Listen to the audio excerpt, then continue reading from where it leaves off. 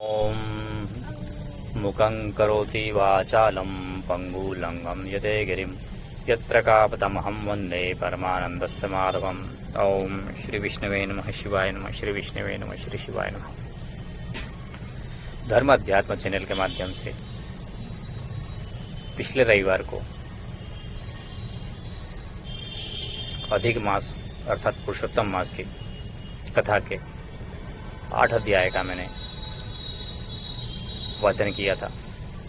आज आपको 9वें अध्याय से आगे की कथाओं का वाचन करता हूँ। कृपया श्रवण करें।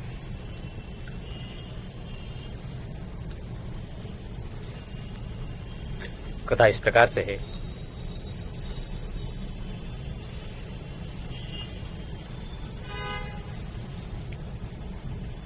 कि जिस प्रकार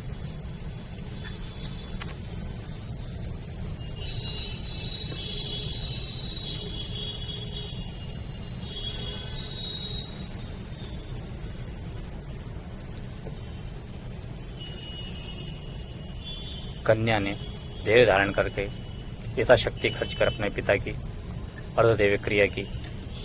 उसके पश्चात श्री सूत जी कहने लगे कि इसके पश्चात नारद जी विस्मय युक्त हो मेधावी ऋषि की कन्या का वृत्तांत पूछने लगे। नारद जी ने पूछा कि हे मुने, फिर उस ऋषि ने कन्या ने वन में क्या किया? क्या किसी ऋषि ने उसके साथ विवाह किया? नारायण जी कहने लगे, इस कन्या ने दुख के साथ अपने पिता का स्मरण करते हुए वहां आश्रम में रहकर कुछ काल व्यतीत किया। भाग्यवश एक दिन उस वन में अपनी इच्छा से विचरते हुए महाकोप वाले दुर्वासा मुनि आ गए। दुर्वासा मुनि को आता हुआ देखकर शोक सागर में डूबी हुई उस कुमारी ने उठकर धीरज धारण करके मुनि के चरणों में नमस्कार किया। नमस्कार करके मुनि को नाना प्रकार के फलों से आदरपूर्वक पूजन किया। फिर मुनि कन्या आदर से कहने लगी कि हे मुनि, आपको मेरा नमस्कार है। इस दुर्भाग्यनी के आश्रम में आपका कैसे आना हुआ?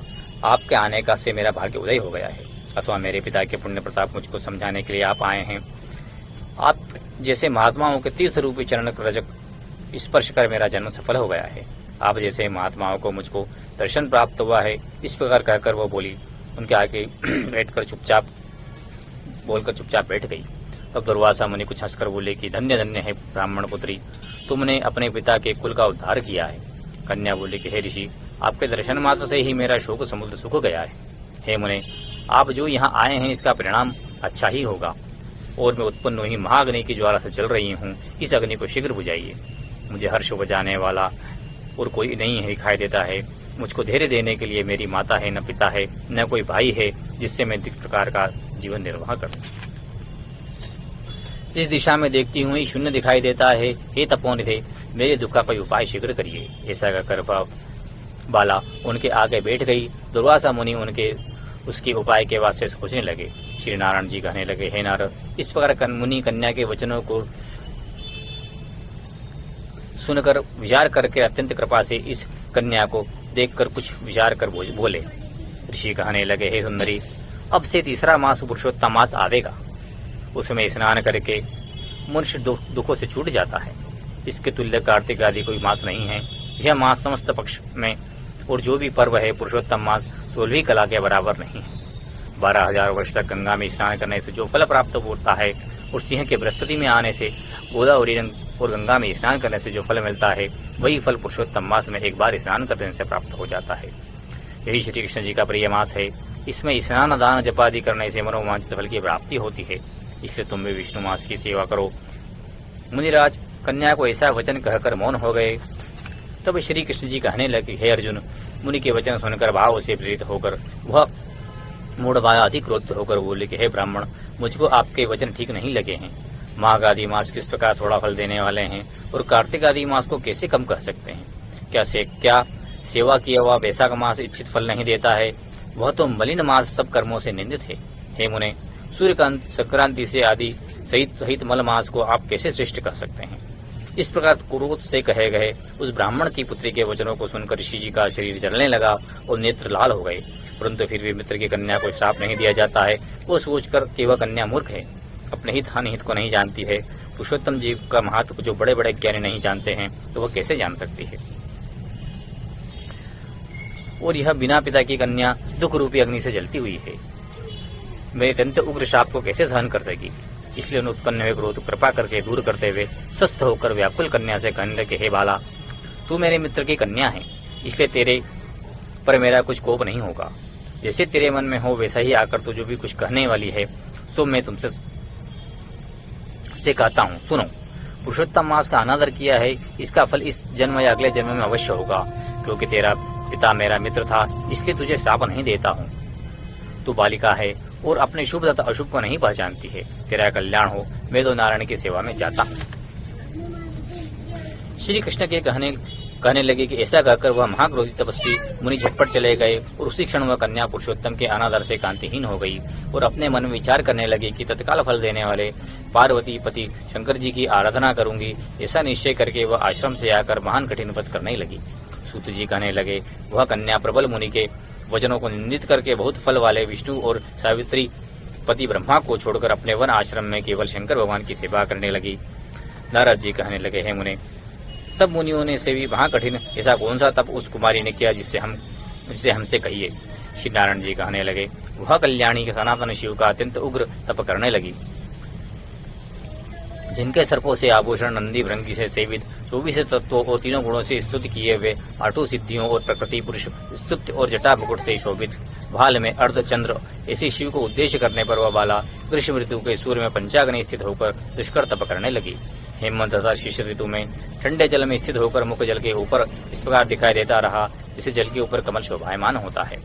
उसका ऐसा उग्र तप सुनकर इंद्र महा चिंतित हो गया।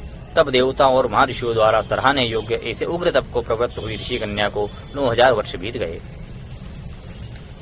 फिर पार्वती माता अपने पति शंकर जी के साथ प्रसन्न होकर अगोचर रूप में दिखाई दिया। उस रूप को देखकर वह कन्या झटपट खड़ी हो गई, मानो उसके देह में प्राण आ गए हों तथा उसका शरीर दुर्बल हो गया था, मानो हष्टपुष्ट हो गया हो। उस बाला के नम्र होकर शंकर जी को नमस्कार किया और विश्व वंदिता श्री शिव मानसोपचार करके पूजन किया। उनकी स्तुति करने लगी, हे राजन, उस समय मेधावी ऋषि की तपस्विनी कन्या श्री शंकर भगवान की स्तुति करके शांत हुई। उस महा उग्र तप से उसका किया हुआ स्त्रोत सुनकर प्रसन्न मुख वाले सदाशिव जी बोले कि हे तपस्विनी, तेरा कल्याण होगा, मनोवांछित फल को मांग। महाआनंद में मग्न कुमारी ऐसा सुनकर प्रसन्न हुए शिव जी से यह वचन बोले कि हे दीनानाथ, यदि आप मुझ पर प्रसन्न हो तो मुझे पति दीजिए। ऐसा ही वह 5 बार कहकर शांत हुई। तब शिवजी मुनि कन्या को कहने लगे, हे कन्या, तूने मुझे अपने मुख से कहा था वैसा ही होगा। तूने 5 बार पति मांगा है, तो हे सुंदरी, तेरे 5 पति होंगे। श्री कृष्ण कहने लगे, शिव के ऐसे अनिति प्रिय वचन सुनकर बोले कि हे सदाशिव, एक स्त्री के एक ही पति हो सकता है, कई स्त्री 5 पति को वाली न देखी न सुनी है। ऐसा एक पुरुष के 5 स्त्री तो हो सकती है, पर 5 पतियों वाली कैसे होंगी? आपको ऐसा कहना योग्य नहीं है प्रभु, ऐसा वरदान देने में आपको लज्जा होगी। उस कन्या के ऐसे वचन को सुनकर श्री शिव जी कहने लगे कि इस जन्म में नहीं, अगले जन्म में होगा। वहां तू तपोबल से योनि से उत्पन्न नहीं होगी, वहां भर्ता के उत्पन्न सुख को प्राप्त होकर परम पद को प्राप्त होगी। दुर्वासा मेरा ही रूप है, तूने उसका तिरस्कार किया था। यदि दुर्वासा कोपायमान हो जाता तो तीनों लोगों को जला देवे। तूने अत्यंत ब्रह्म तेज को तिरस्कार किया और तूने भगवान के प्रति पुरुषोत्तम मास का व्रत भी नहीं किया,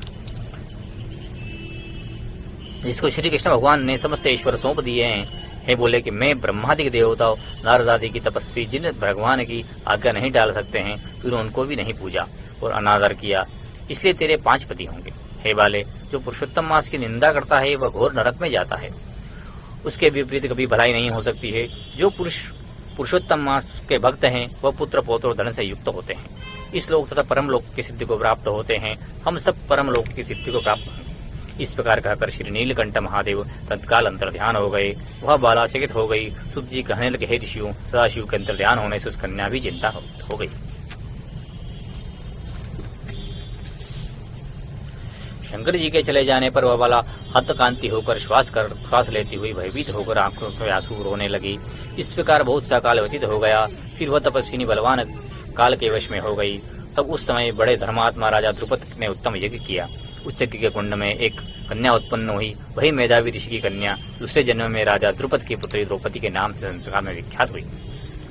तब वह राजा द्रुपद के स्वयंवर में मछली के बिधने पर अर्जुन को मिली। हे नारद, पुरुषोत्तम का अनादर करने पर दुष्ट दुशासन ने उसके बालों को पकड़कर खींचा, परंतु कुछ समय वह बारंबार से मेरे नामों को याद करने लगी।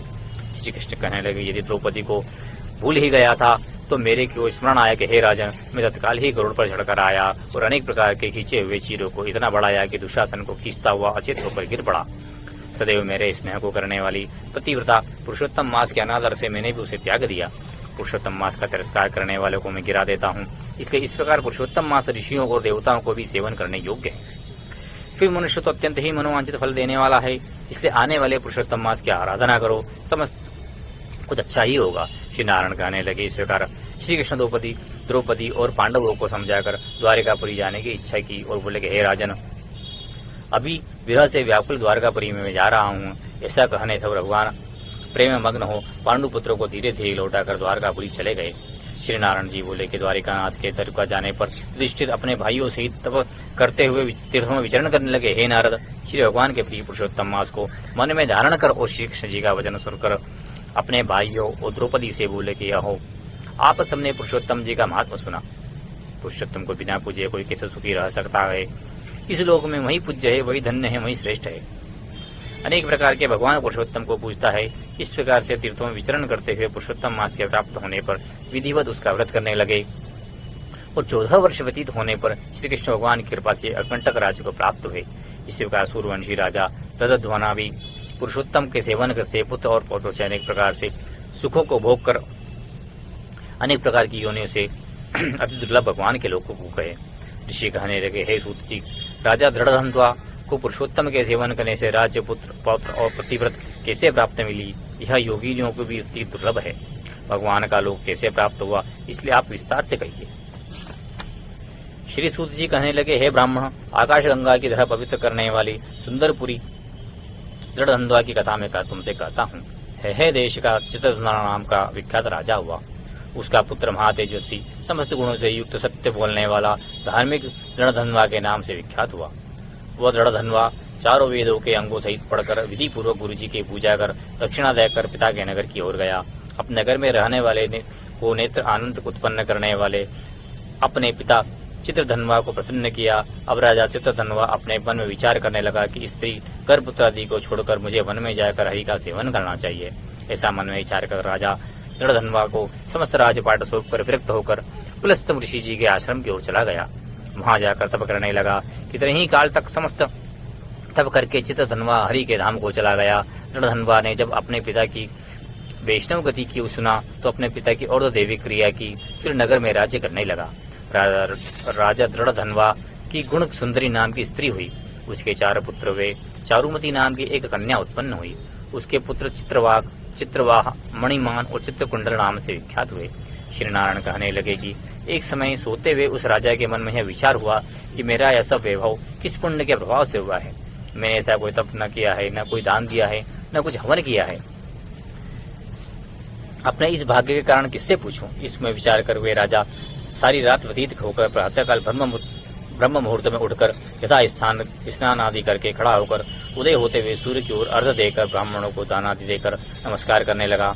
वह राजा घोड़े पर चढ़कर तत्काल शिकार के लिए वन में गया। वहां उसने शिकार किया। उसी वन में राजा दृढ़धन्वा के बाण से घायल होकर मृग एक दूसरे वन में भाग गया।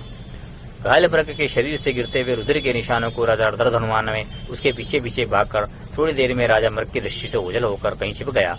राजा ने प्यास से व्याकुल होकर फिरते फिरते सागर के समान एक सरोवर को देखा। वहां पर तत्काल जाकर उसने पानी पिया। वही अत्यंत घनी छाया में वाला एक वट वृक्ष देखा। उसकी जटा से घोड़े को बांधकर राजा वहां बैठ गया। वहां पर वाणी बोलता हुआ एक शुक पक्षी अर्थात तोता आया। राजा को अकेला बैठा हुआ देखकर वह शुक बार बार एक ही श्लोक बोल रहा था, तू पृथ्वी में अत्यंत सुख को देखकर सारा वस्तु को नहीं विचारता है तो कैसे पार पहुंचेगा। ऐसा उसके रहस्यपूर्ण वचनों को सुनकर राजा को यही सोचता हुआ कि यह बारंबार मुझे शुक ऐसे वचन क्यों कह रहा है। यह शुकदेव जी ही हैं। इस मूड को संसार में सागर में डूबे हुए देखकर मुझको श्री कृष्ण जी का भक्त समझकर मुझ पर कृपा करके उद्धार करने को आए हैं। इसी विचार में था कि पीछे से उसकी सेना आ गई। वह तोता राजा को उपदेश देकर अंतर्ध्यान हो गया और राजा अपने नगर में आकर शुक के वाक्य को स्मरण करता रहा। श्री नारायण बोले कि इसी की चिंता से ग्रस्त होकर वह एक समय वाल्मीकि जी ऋषि के यहाँ आए। राजा ने जल्दी जल्दी उठकर भक्त सहित उनके चरणों में नमस्कार किया। वाल्मीकि ऋषि राजा को शांत देखकर कहने लगे, हे राजा, मन में जो भी कुछ चिंता है वो सब निसंकोच कहो। क्या है? दृढ़ हनुमान ने कहा कि महाराज, आपकी चरणों की कृपा से सुखी है, परंतु हे विद्वान, यह बड़ा भारी संदेह मेरे मन में है। उस वन के तोते के मुख से मैंने शूल को आप अपने दूर करिए। वाल्मीकि ऋषि राजा के वचन सुनकर बोले कि हे राजन, पूर्व जन्म में तुम द्रविड़ देश के ब्राह्मण के घर में ताम्र वर्ण के किनारे उत्पन्न हुए थे। सुदेव तुम्हारा नाम था। तुम धार्मिक सत्यवादी थी और जितना मिले उतने में संतुष्ट रहने वाले थे। तुम्हारी स्त्री उत्तम गुणों वाली गौतम ऋषि की पुत्री गौतमी नाम से विख्यात थी। गृहस्थ श्रम के धर्म के चलने के साथ सुदेव को कितना ही काल व्यतीत हो गया, परंतु उसके संतान नहीं हुई। एक दिन आसन पर बैठा हुआ अपनी स्त्री को सेवा करता हुआ देखकर थका हुआ ब्राह्मण कहने लगा, हे सुंदरी, संसार में पुत्र से परे कोई नहीं है, क्योंकि तपदान से उत्पन्न पुत्र परलोक में सुख को देते हैं। शुद्ध वंश में उत्पन्न हुई संतति इस लोक और परलोक में सुख को देती है। उस श्रेष्ठ संतति को यदि प्राप्त न हुआ तो मेरा जीवन व्यर्थ है। मैंने पुत्र को न खिलाया, न उसे वेदाध्ययन कराया है, नहीं उसका विवाह आदि किया है, अतः मेरा जन्म वृथा है। इसलिए मेरी मृत्यु शीघ्र ही हो जाए तो अच्छा है। यह आयु प्रिय नहीं है। इस प्रकार अपने पति को वचनों को सुनाकर वह सुंदरी मन में अत्यंत दुख कर बोले कि हे पर प्राणेश्वर, ऐसा तुच्छ वाक्य मत कहो। तुम्हारे जैसे वैष्णव शूरवीर तब कभी निराश नहीं होते हैं। हे विप्र, आप सत्य धर्म में तत्पर रहें।